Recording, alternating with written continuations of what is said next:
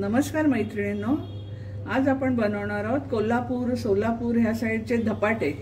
तर धपाट्यासाठी लागणारी ही पीठ आहेत। हे घेतले मी ज्वारीचं पीठ, मुख्य ह्याच्यामध्ये ज्वारीचं असते पीठ। त्याच्यात मी गव्हाचं थोडं घालते, तांदळाचं आपल्या अंदाजाने घ्यायचं, साधारण आपल्याला किती पाहिजे ते। आणि हे डाळीचं पीठ आहे, बेसन पावटी। आता हे सगळं मिक्स करते,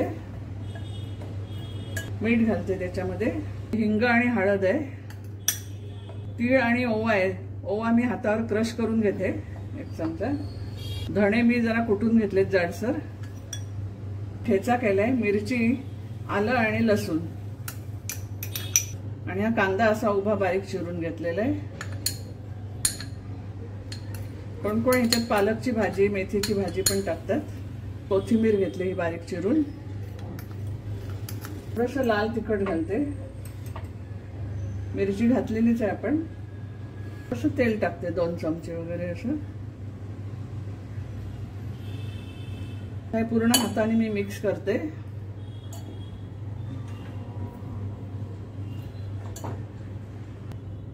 आता हे सगळे जिन्नस आपण ह्याच्या पिठामध्ये, पूर्ण ह्या पिठांमध्ये सगळे मिक्स केले, आणि थोडं थोडं पाणी घालून आपण हे मळून घेऊया।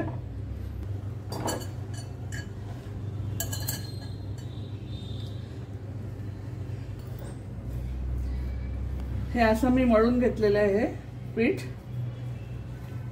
आता जरा 5-10 मिनिटं मी त्याला विश्रांती देते झाकण ठेवून, आणि मग आपले धपाटे थापायला घेऊया। आपले आता 5-10 मिनिटं झालेली आहेत। इथे मी तवा गरम करत ठेवलाय, आणि हा स्वच्छ मी रुमाल घेतलेला आहे, धुवून घेतलेला आहे, असा ओला आहे तो। त्याला परत पाणी लावूया, कारण हे पाण्यावरच थापायचे असतात। आणि आता आपण एक पिठाचा गोळा घेऊया, आणि तो असा हाताने थापून घेऊया।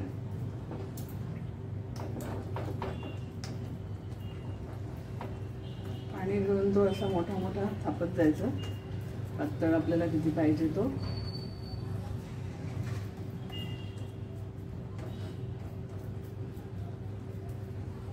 मी थोडा छोटाच गोळा घेतलाय।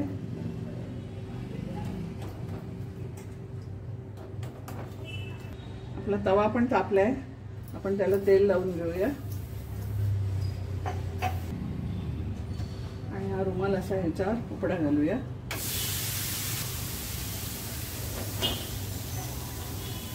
पाणी लावलं का ते पटकन निघतं। झाकण देऊन ठेवूया जरा 5 मिनिटं। परत आपण रुमालाला पाणी लावून घेतले, आणि हा गोळा घेतलाय, हा आता थापून घेऊया परत।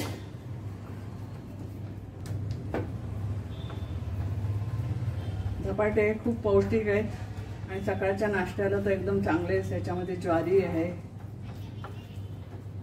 तर हे आपण झाकण एकीकडे उघडून बघूया, थोडं तेल सोडूया।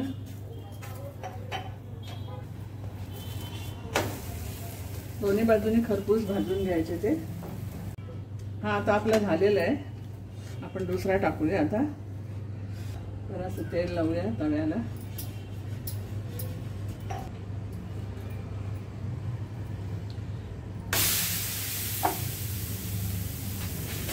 वरून पाणी लावायचं।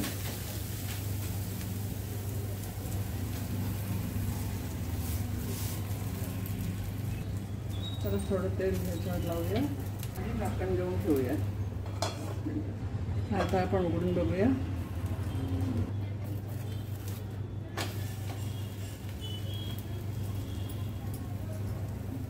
खरपूस होऊ दे हा। आपण आपला आता झालेला आहे, आपण काढून घेऊया।